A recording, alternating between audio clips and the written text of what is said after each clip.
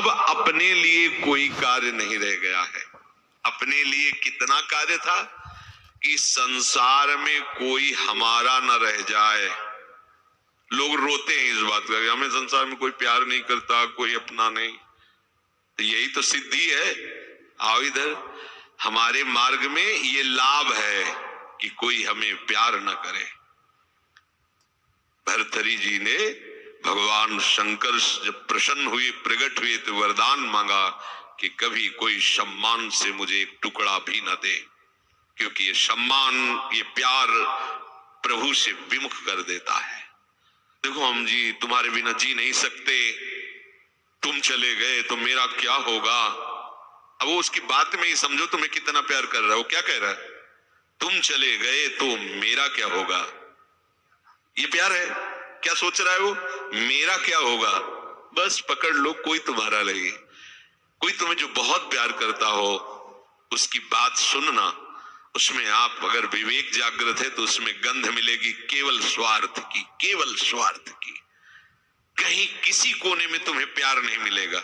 पूरी प्यार की जो स्वांग भरी वृत्ति है उसमें केवल स्वार्थ नृत्य कर रहा होगा, केवल वासना नृत्य कर रही होगी, केवल कामना का तांडव होगा। बस विवेक से देखना, अगर विवेक नहीं तो सब फंसे हुए तो उसी में है। प्रभु कह रहे हैं कि जब साधक भगवद आश्रय नहीं लेता तो कहीं न कहीं उसके हृदय में भोक्ताव करता भाव बना रहता है, अहंकार के कारण। फिर वो विषयों का चिंतन करता है। बहुत ध्यान देने योग्य बात है। विषयों का भोग तो बाद की बात है, हमारी दुर्गति का प्रधान कारण विषय चिंतन है। इसीलिए भगवान ने कहा है कि जो मेरा चिंतन करता है निरंतर, उसके लिए मैं सुलभ हो जाता हूं। अनन्य चेता सततम युमाम स्मरत नित्य साहा तस्याहम सुलभा पार्थ। मैं उसके लिए सुलभ हो जाता हूं।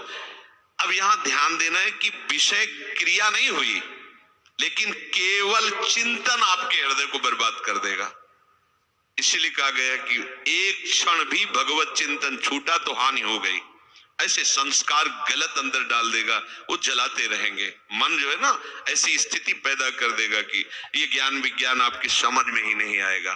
ध्यायतु विषयान पुंसः। प्रभु का आश्रय ना लेने के कारण, प्रभु के परायण ना होने के कारण, निरंतर भगवत चिंतन ना होने के कारण जो अंतर होता है वो विषय चिंतन होता है। ध्यान देना।